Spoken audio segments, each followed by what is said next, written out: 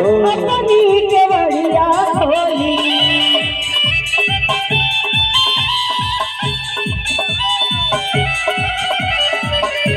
राधा जी सुन के बोली अपनी केवड़िया खोली अब गोदन हरी आवा हेलो गोदन हरी आवा अरे हमारी रे अंगनमा कि हम गोदवाई हो गोदवा हम गोदवाई हो गोदवा हम गोदवा कि बहे गोदवा हम गोदवा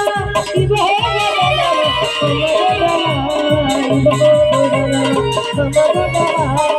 हो गोदवा बोल सके दरबार की